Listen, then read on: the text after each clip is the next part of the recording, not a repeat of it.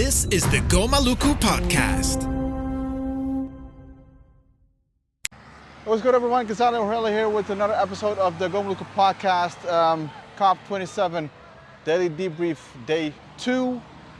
It is right now, approximately 12:30, I believe. I believe so. Still a balmy, what is it, like 30 degrees? No, a little bit lower. No. What was it, Probably 25? 12. 12? Yeah. No, not 12. Is it 12? Well, let's call it 15, 16. Yeah, Slightly. it's a negotiation. Slightly cool. Right. Yeah. Bit chilly with my t-shirt, actually. What? Bit chilly with my t-shirt, actually. Yeah, it is. Yeah. Yep. We got rid of our monkey suit, and we're before we go to bed, we went for a walk and decided to record a daily debrief for you for the of day 2 of COP27. I call it day 3 because the plenary started on Sunday, so. Sunday, And we actually started working on Sunday as well. Right. I actually was prepared to only do a presentation or a briefing for the Indigenous Caucus on Article 6 and loss of damage. Little did I know that we got a message that we had to show up to the COP. So I had to run back home, or run back to the resort and change into like normal presentable clothes, exchange my swimming trunks for normal clothes and go get to our first meeting at the COP venue. Right. Anyway, this is day 3. However, for sake of the daily debrief, we'll call it day 2. All right. Fair enough. Okay. All right. Before we start, Tomo, just a heads up. At the end of the daily debrief, I'm going to ask you like one question, which is your song of the day. Song of the day. The song of the day. The song that everyone knows, and that probably describes best like how you felt or experienced today. Just keep that in mind. I will do. And then, at the end of it, would love to hear your view or what song pops into your head. Yeah. Right? Yeah. I'll think about it. All right. So we started off with not with the caucus today. Caucus was canceled because of the opening of the pavilion. Did you get the opening of the pavilion? Did you get to see some of the Yeah, I did. presentations? Yeah, it was the pavilion this year is much bigger than the one in Glasgow in the blue zone. Centrally located next to France and WHO and other. Behind Moana Blue Pavilion? Absolutely. So once again, Indigenous Peoples pavilions are at the heart of the blue zone pavilion. So it's actually amazing. It's a huge upgrade from last year. Right. And of course, the opening ceremony was, as usual, went over time. But it was packed. It was a packed audience. And of course, Indigenous peoples from 7 regions were represented. And they each said their desires and their objectives for the COP. Right. And I think it really went off with a bang, I would say. Okay. Yep. I didn't get much of it.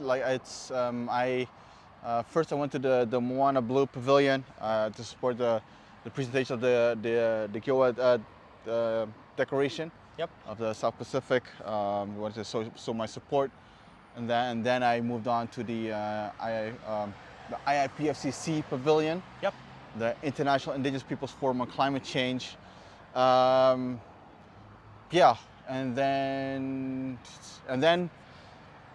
Actually, work started. Yes. Article 6, loss and damage. Both topics were prominent. Were very prominent on the agenda, I believe. 6.2, 6.4, 6.8. WIM had a meeting. Warsaw mechanism. Climate loss and damage. Finance was on the schedule. What else was on the schedule that was relevant to the team of Article 6 and loss and damage? Well, I think that for us at least, that strikes at the heart of why we're here, and these two topics really dominates this COP front and center. Right. Yep.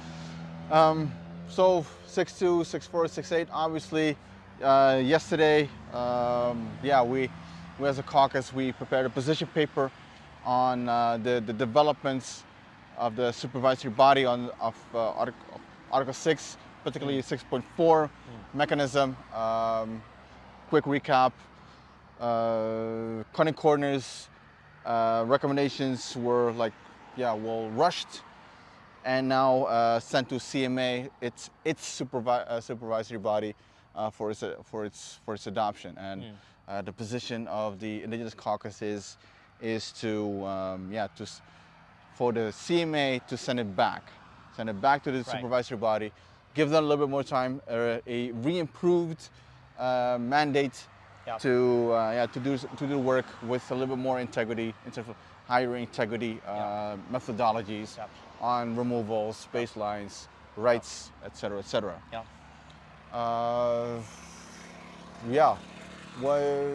What stood out for you today in terms of take us through like your day-to-day, like was it easy to get into the flow? You've been to several COPs already. Well, it's quite difficult, having left Glasgow with a rather disappointing Article 6 decision, and of course the deferment of the loss and damage, which was, both of them are kind of, well, obviously the conclusion of Article 6 in Glasgow was considered a success by many, especially by the parties, but obviously for Indigenous peoples and civil societies, it fell far short of what we've expected. And of course, loss and damage was an issue that is pretty much the biggest priority at this COP. Right. So in Sharm el-Sheikh, we weren't actually quite sure what we were going to expect. We started, of course, with the supervisory body doing a very poor job of providing recommendations for removal. And that was rather unexpected, to be honest. But then again, day 2, things started accelerating much faster than I actually expected. Right. Yeah. Last day, 26 hours, like a marathon meeting of the supervisory body. That was on Saturday going to Sunday. Yes. All right, so 6.2, were you able to cover any of the Article 6 meetings? Well, I was able to cover Article 6.4 and a little bit of 6.2, but again, they are highly technical. They're in a very technical phase, deciding on the rules of procedures and modalities of various mechanisms that are established in Article 6 in Glasgow. But what I'm assuming what Indigenous people are, and we are interested in, is the 6.8, a no-market mechanism, and how Indigenous peoples can be involved in establishing that work stream under Article 6, and of course the work regarding the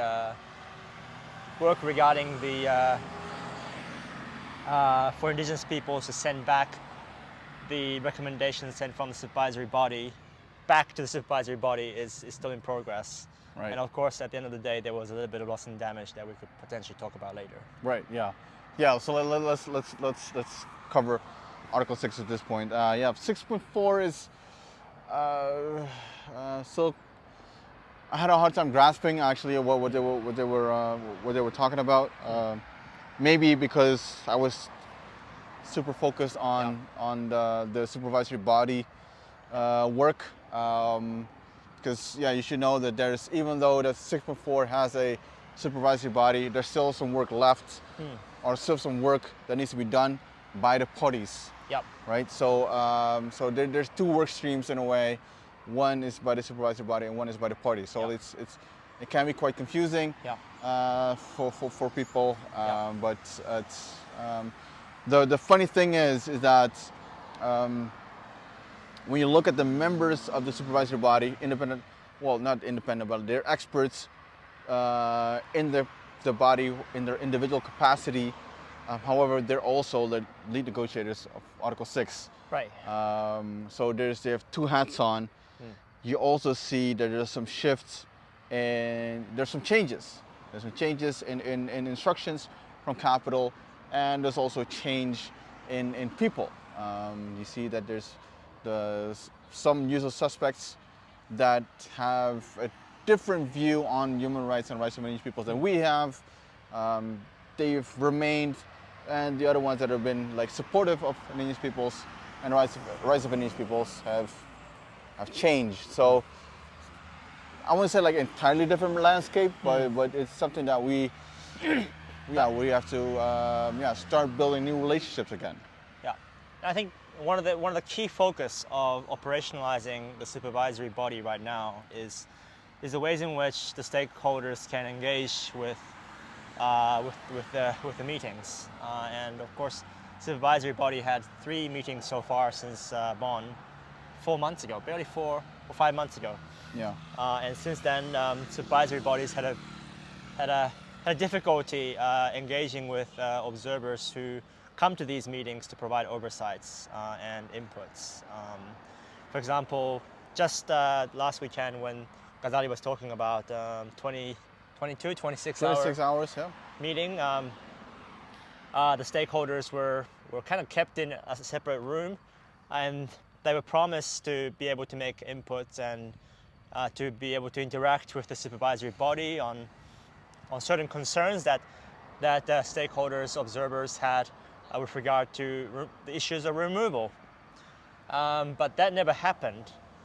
And today I just received an email from the vice chair of the supervisory body that they were very sorry that didn't happen. Mm-hmm. And they will make sure it will happen again. But the recommendations are already passed on to COP without stakeholder participation. So that is something that Indigenous peoples and observer organizations here at COP are very much concerned about. And that's one of the reasons why a lot of the civil society organizations, and Indigenous peoples, are lobbying the parties to push back this recommendation to the supervisory body. Right, absolutely. Yeah. And the thing is, it's we've seen it. The issue of quote unquote observer participation that was raised when Indigenous people sent that letter on behalf of the caucus to the first meeting of the supervisory body, saying outlining hey, we need to be part of the work of the supervisory body. We basically saying, we're in your face. We're part of the decision, and we will continue to do the work, and we will continue to participate in the work of the 6.4. And that letter sparked a conversation. It was actually already on the agenda, observer participation, and you did see there was some ideas floating by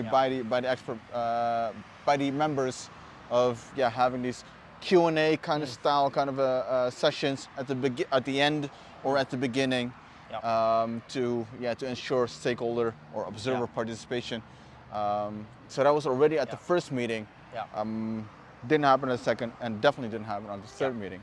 So and I can imagine that one excuse that is being brought up is, we didn't have time. Yeah. And I think that is actually one of the biggest problems. They have a year's worth of work to do. Right. Condensed into three meetings. Yep. And of course, we want the supervisory bodies to have enough time to consult stakeholders because it is part of the process. It is what they promised in Glasgow, and now we're just saying it's falling short. And when we look at today and how the observers have been able to actually observe the meeting physically, I think it also falls short in the sense that the publications of the meeting rooms for these meetings have changed quite often, and oftentimes we were not informed. Right. And when we are informed, we found out that we were in an overflow room where of course the meetings often run over time, but then we were kicked out on the hour because there was a meeting afterwards. Right. So just so you know, this whole COP is big complex of meeting rooms, and so for example, they were talking about loss and damage finance in meeting room 16, but they had an overflow room in meeting room 4. Yeah. But they let people know at the very end, or not at the very end, but at the last minute. Yeah.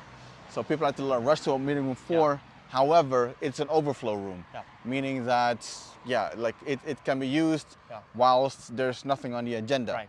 And even the meeting itself lasts for 2 hours. Yeah. After 1 hour, we were kicked out because there was another meeting actually that was actually planned to take place in meeting room 4. So it's Tomo, one big difference that I can see, like I see within the COP complex, lack of CCTV screens to see the actual agenda. Yeah, I mean, there's been a lot of criticism around COP27 in Sharm el-Sheikh this year. I will talk more about what's outside of the venue, but inside the venue, of course, we need to know where we're going, where the meeting rooms are, but it's very hard to navigate, and oftentimes there are not enough seats in the room to accommodate both parties and observers. And observers' presence is very important in these meetings because we need to know exactly what parties are talking about, so that we can report objectively what has happened, right? If you only let the parties in the room, then we don't know what happened, and whatever comes out is like a sausage. We just you never ask what goes into it, right? So you don't ask how they're made. Right. Yeah. Right. So the reason why there are many observers are here is to make sure that the states are actually doing the work that they are saying that they're doing. And in that, information is very important. We want to be on time. We want to be there when the states are negotiating important agenda items. But I think generally at this COP, we very much find it hard to follow all the meetings and stay up to date with all the informations that are changing all the time. Right. So hopefully we can as COP progresses, we can get a better grasp. Hopefully. Also, we are starting to line up bilateral meetings between the caucus, as well as negotiating groups, as well as member of parties, to get a first-hand information, right? Intel, in terms of like what their views are, and exchange our views on both Article 6 as well as loss and damage, so that there's always this fallback. Yes, you want to participate in the meetings, you want to be seen, that they see you, and that they can hold them accountable, but also like have this private meeting between indigenous peoples as well as these negotiators, to talk openly, about their views or ideas when it comes to both items, Article 6 and loss and damage. Something that really strikes me as having never experienced before is this chairs, like desk chairs as chairs within the meeting rooms, and or movie theater chairs that we've seen in the meeting room. So that it's quite interesting how the Egyptian government is hosting the COP27 venue, or COP27 itself, and it's we're now outside, and they clean up the whole city. You can definitely see that they really done their best to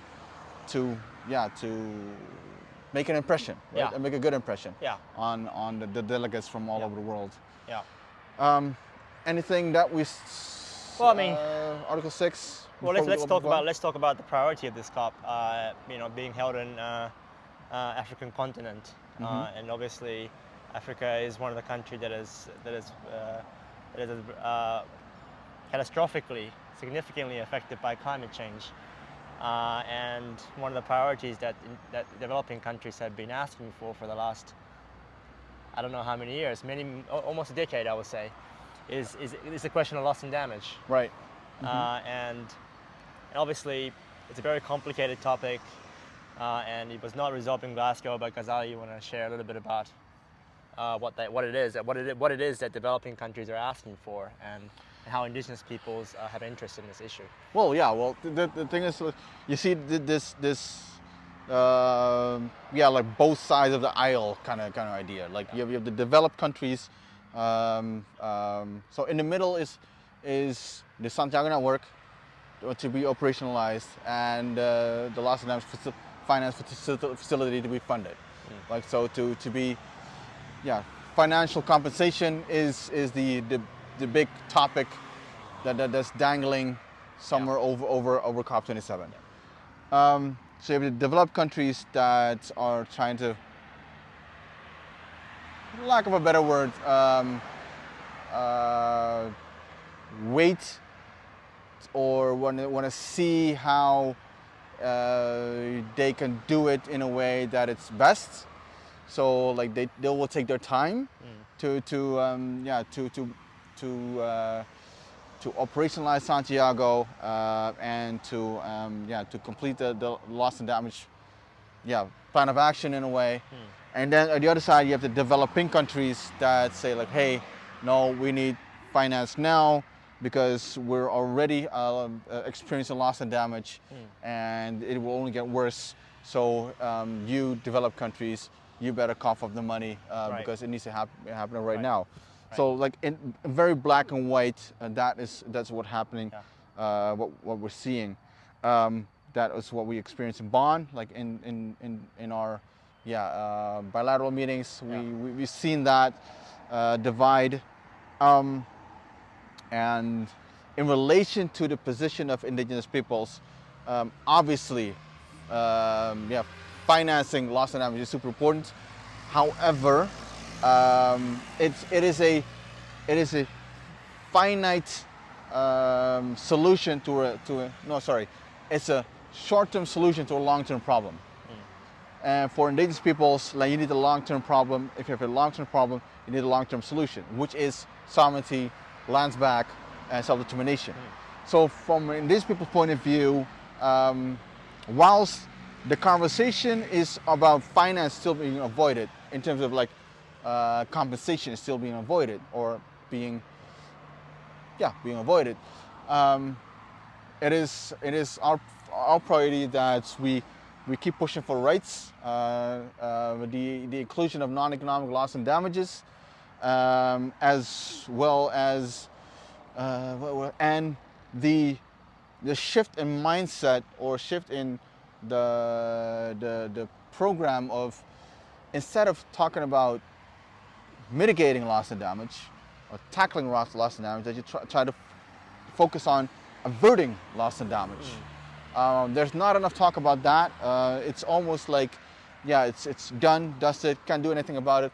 Let's talk about finance. However, we should be talking about, as long as possible, about averting loss and damage. So from an indigenous people's point of view, yes, financing is important. Participation in the loss and damage, for example, Santiago, is also something that we like to be part of. However, it cannot occur without the minimum standard, the fundamental basis of rights, lands back, and sovereignty. So that is our vantage point, our point of departure in the whole loss and damage conversation or dialogue that's happening right now. Just let's take a step back and try to grasp, what is loss and damage for indigenous peoples? What can you give us an examples of? It goes far beyond the material loss and damage that we can come up with. Like it's loss of land, the damage of infrastructure. Like it goes far beyond that. It is also like, and that's where non-economic loss and damage comes into play.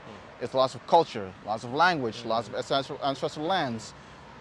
Everything that makes indigenous peoples distinctive from other peoples and describes indigenous peoples as what they are, particularly non-economic. That is also what we consider a factor or something that can be lost or can be damaged. So in terms of, yes, the material things is something that we consider loss and damage. However, we also include the non-material, the immaterial things as part of the loss and damage discussion, or it should be part of the loss and damage discussion as well. I think we were at the final meeting of today was loss and damage, and which is now dealt under Conference of Parties. So it's directly an agenda item under the party. And of course, one of the countries that mentioned non-economic loss and damage was India. Interesting, super interesting. Yeah. It's when you're as indigenous peoples, when you go into these meetings, you listen to keywords, right? You cannot. It's not humanly possible for a lot of people, including indigenous peoples, to pay attention to every single word that's being said. Right. So you pick up like keywords. Yeah. Indigenous peoples, safeguards, rights, non-economic loss and damages is one of them. So when non-economic loss and damage was raised, like I asked you, like, oh, who said that? India. Surprising. So it is interesting to learn what India means with non-economic loss and damage. Right. And we can read up about it. You can Google it. Yep. However, it would be more interesting to sit down with them, like, all right, hey, you raised this, and on Tuesday, on under 6.8, you raised it on non-economic loss and damage. Tell me, what is your perception of non-economic loss and damage? And then see how that relates to your perception of non-economic loss and damage. And I think that should always be the mentality or state of mind for when you go into negotiations. It's like, how does your position relate to ours? So that they know, like, how close they are in terms of non-economic loss and damage, particularly countries that, we are surprised that they raise such an issue, which is also important to take into account. Who raises it, at what point, in which context. So there's all these factors that we keep in our minds when we analyze it. So it's definitely interesting. Here's the follow-up though, because it's interesting that for so far, indigenous peoples have often aligned itself with developed countries, and developed countries have indeed been vocal about indigenous peoples' rights when it comes to the platform negotiation, Article 6, and so on. But now, loss and damage, your indigenous people may be wanting to develop more relationship with countries that are not so vocal about indigenous people's rights traditionally, but aligns when it comes to loss and damage. Well, how do you see that? Well, the thing is, maybe align is a very strong word. I would say, like, I think from indigenous people's point of view, I think what indigenous people should be doing is, in terms of like 100% relying on the classic supporters. For example, under the platform, Article 6, for example, that you create relationships with all countries. And relationship doesn't mean like you have to shower with each other, but actually just like that you have open line of communication, that you have rapport, trust, that you can actually like have a honest and frank conversation with each other, so that because you might want to have a little bit from this country, a little bit from that country, and a little bit from that. Countries are doing the same. So why should we indigenous peoples not do the same? Indigenous people always have been saying, like, we need to act sovereign. This is how you do diplomacy. So in the context of nation states, indigenous people should or could do the same. As I look at countries as a landscape, like we're playing Risk, as in, all right, on Article 6, I need you to do this, but on loss and damage, I need you to do something else, or I need someone else to do what you usually do on Article 6. So I think that is the dynamic state of mind, dynamic view of the negotiations landscape, not being too married to a perception, to a concept of like, well, these countries are always supportive of these peoples. They cannot always be supportive. So you always have to be built in relation building mode. So I think that is the interesting part of the combining Article 6 and loss and damage, that you see that dynamic, that it also forces you to think in that way that I just now described. Yeah. But then obviously in order to realize that there needs to be some form of like a change in way perhaps the negotiating team or the caucus have to kind of think about how to expand that outreach beyond the partners that the indigenous people have traditionally relied on up to now in climate change scene. Yeah, like the funny thing is, like at the preparatory meeting, there was one question before, I think it was on the Saturday, before they went for lunch, like who are the friendly states? Yeah. And I think like we should not look at this at very black and white. Right. The friendly states and unfriendly states. Yeah. There are states, and some are more prone towards supporting us, and others are less, and some are totally against us. But it should not prevent you from going into a conversation with them. Yeah. It should not prevent you from asking like, oh hey, are you still in favor or against that particular issue? Can we still have a cup of coffee to learn about your experiences or your views, or can we still exchange some ideas about this particular issue?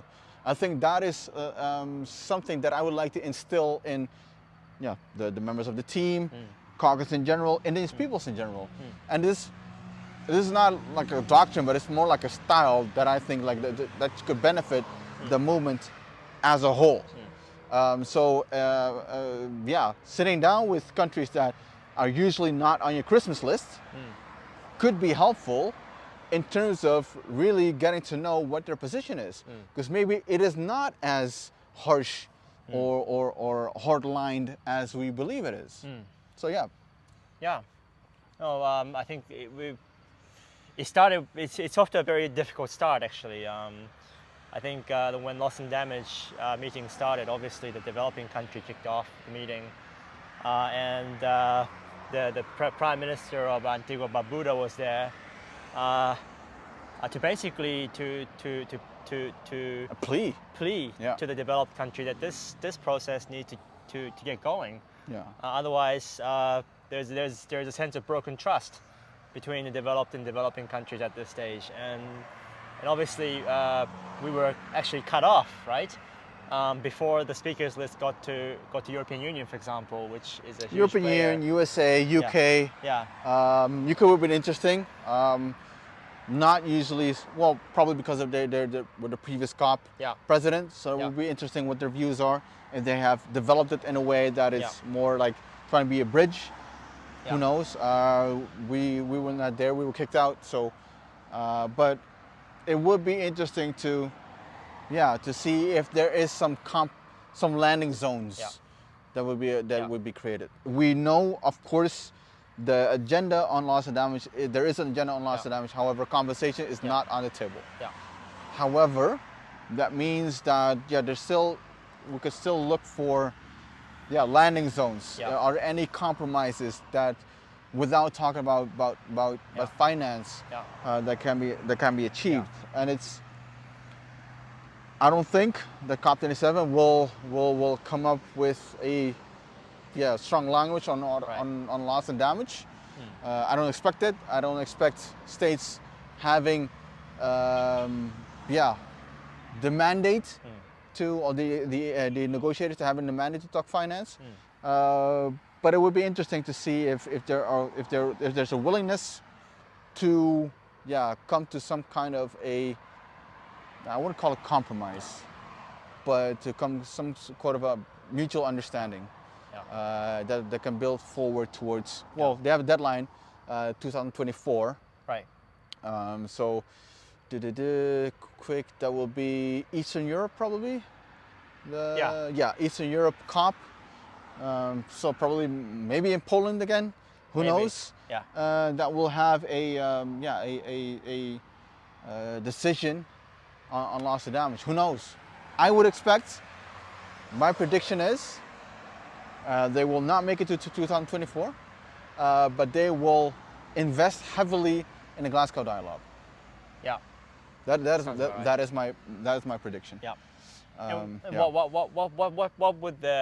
What would you do as as a part member negotiating team, looking at a massive gap still that exists between developed and developing country loss and damage. Is your strategy kind of right now information gathering, or do you want to go proactive and try to engage with the states early?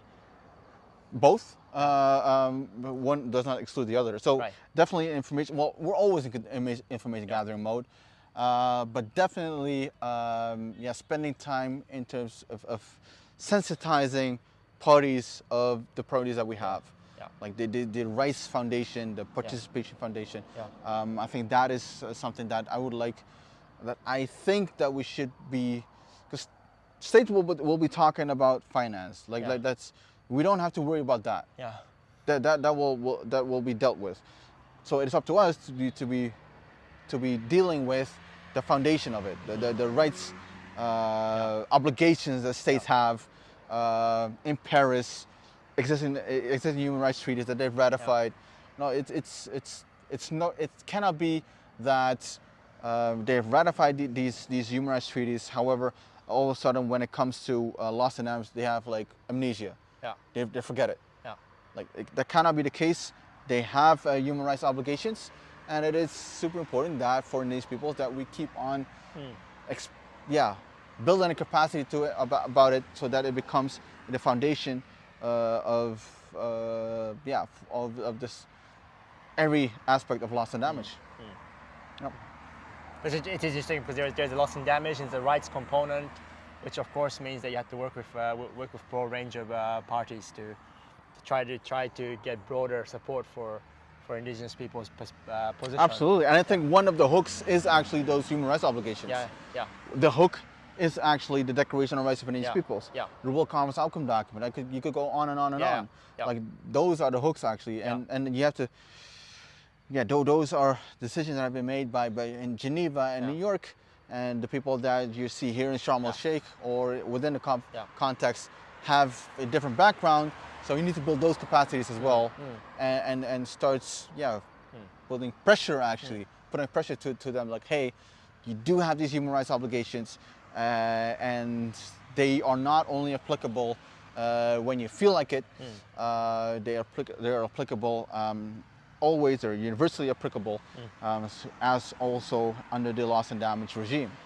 So that would be my point of view in this for the next couple of years when we're dealing with loss and damage. You just erase the national prerogative part, and then. It was. Well, you can't erase it. Like there's always the territorial integrity, the national prerogative, domestic arrangements, kind of thing that they'll throw up.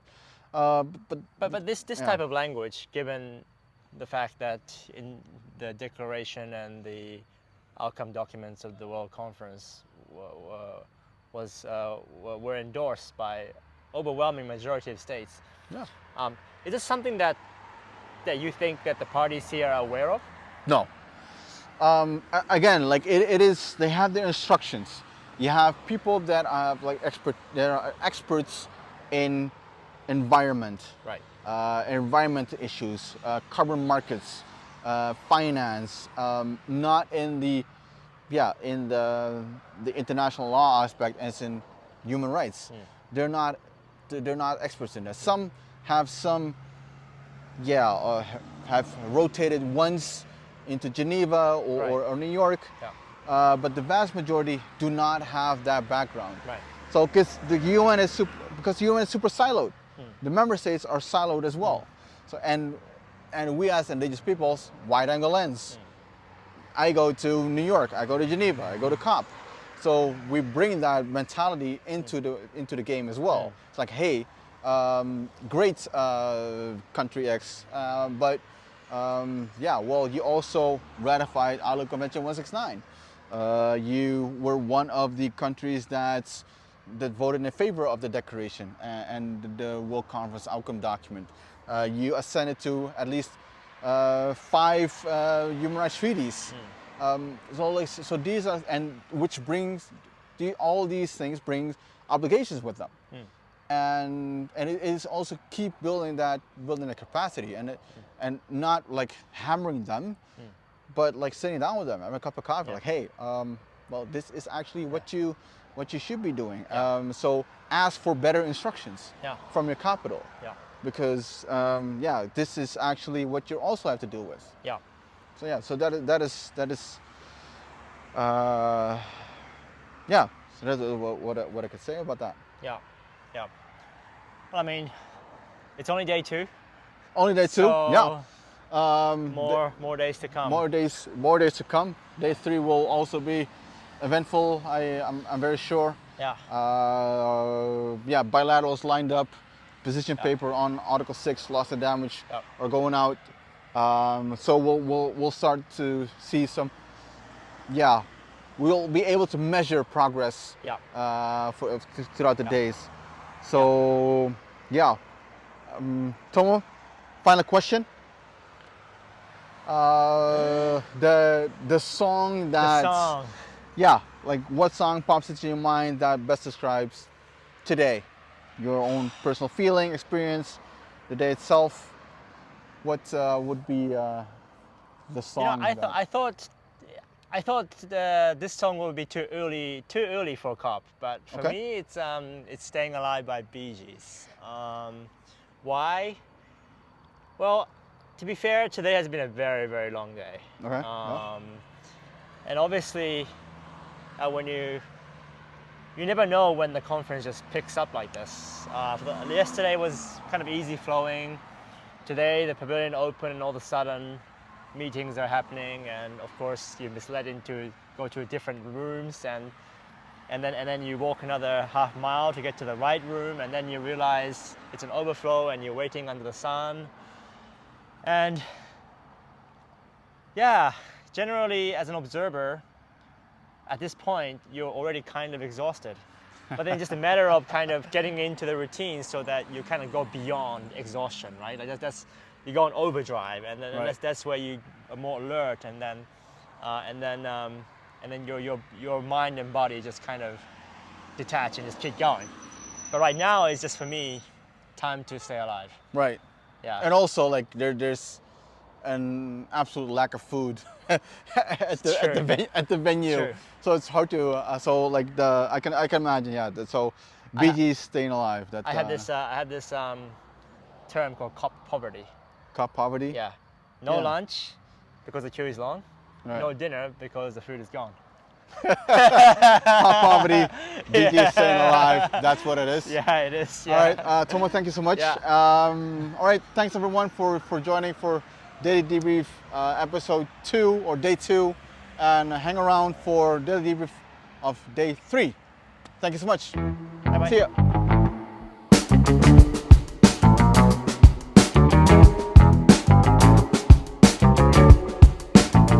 Well, you can tell by the way I use my walk. I'm a woman's man, no time to talk. Music loud and women walk. I've been kicked around since I was born. You know it's alright, it's okay. We can look the other way. We can try to understand the New York Times effect on man. Whether you're a brother or whether you're a mother, you're staying alive, staying alive. Feel the city breaking and everybody's shaking and we're staying alive, staying alive. My friends, you can now also listen to the Go Maluku podcast on Spotify. Listen while you use other apps or do other things. If you don't have Spotify, just open your Apple or Google podcast or your favorite podcasting app and search for the Go Maluku podcast.